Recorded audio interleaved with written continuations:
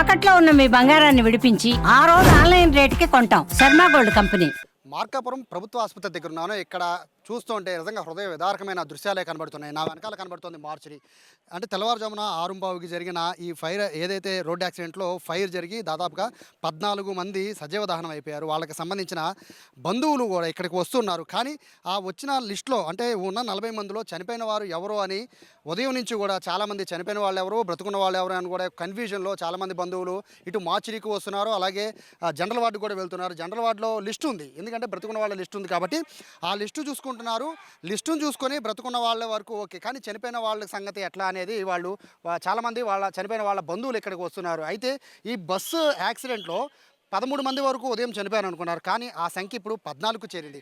అయితే ఇక్కడ ప్రధానంగా గమనించాల్సింది ఏంటి అంటే ఈ మొత్తం ఈ 40 మందిలో డ్రైవర్తో కలిపి 40 మంది 41 మంది ఉన్నారు. అయితే ఇందులో చనిపోయిన 14 మందిని ఐడెంటిఫై చేయడం ఎట్లా అనేది ఇప్పుడు పోలీసులకి అతిపెద్ద టాస్క్గా మారింది. లోపల చూస్తున్నాం, ఫోరెన్సిక్కి సంబంధించిన డాక్టర్లు ఉన్నారు, అలాగే పోలీసులు ఉన్నారు. మొత్తం దీనికి సంబంధించి ఈ ఉదయం చనిపోయాక వాళ్ళ బాడీని తీసుకొచ్చి ఇక్కడ మార్చర్లో పెట్టారు. కానీ దీని తర్వాత జరిగే కార్యక్రమం ఉంటుంది. DNA టెస్టులు చేయాలి, ఏ బాడీ ఎవరిదని గుర్తించాలి. ఎవరైతే తమ బంధువులు మిస్ అయ్యారో అనుకుంటున్నారో, బ్రతుకున్న వాళ్ళ లిస్టులో వాళ్ళ పేరు లేదో వాళ్ళకి సంబంధించిన బంధువులు నేరుగా ఇక్కడికి వస్తే, ఇక్కడ బోర్డు కూడా పెట్టారు సమాచార కేంద్రం అని, ఒకవేళ ఇక్కడికి వస్తే ఇక్కడ చూసి వాళ్ళకి సంబంధించి బంధువుల DNA టెస్టులు తీసుకున్నారు.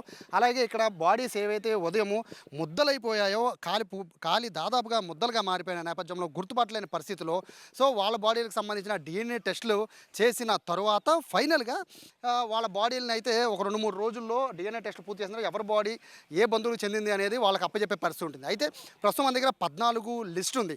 ఉదయం అంతా కూడా 13 అనుకున్నాం, కానీ 14 పేరు ఎవరిదో తెలుసా? 5 నెలల బాబుది.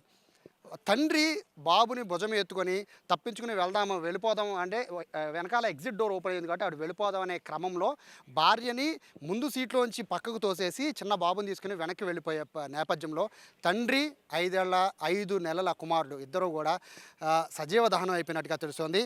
ఆ 14వ పేరు చిన్న బాబు. బాబుకి ఇంకా అన్నప్రాసన చేస్తున్నారు. బాబుకి ప్రస్తుతానికి అయితే 5 months అని చెప్తున్నారు. పేరు లియో అని లిస్టులో ఇచ్చారు. 5 నెలల బాబు, తండ్రి ఒడిలోనే ఆయన, ఆ బాబు కూడా కాలి బూడిదైపోయిన పరిస్థితి, హృదయ విదారకమైన పరిస్థితి. ప్రస్తుతానికి తల్లికైతే ఇంతవరకు సమాచారం లేదు. తల్లి హాస్పిటల్లో జనరల్ వార్డులో చికిత్స తీసుకుంటున్నారు. అడిగితే బాబు అండ్ తండ్రి అంటే భర్త కుమారుని ఇద్దరిని కూడా ఒంగోలు షిఫ్ట్ చేసామని చెప్పారు. పరిస్థితి అంత దారుణంగా ఉంది ఈ హాస్పిటల్ దగ్గర. ఒక్కొక్కళ్ళది ఒక్కొక్క దేన గాథ.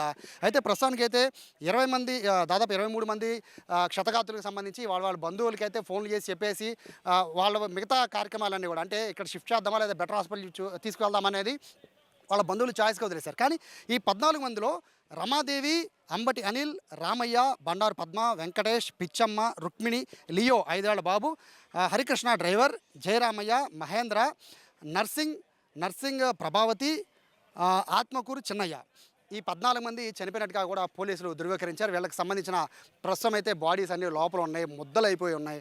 సో వాటికి సంబంధించి DNA టెస్టులు చేసిన అనంతరం బంధువులకు సంబంధించి ఎవరైతే వస్తున్నారో వాళ్ళ బంధువులు తీసుకున్న DNA అంటే బ్లడ్ శాంపిల్స్ తీసుకున్నారు.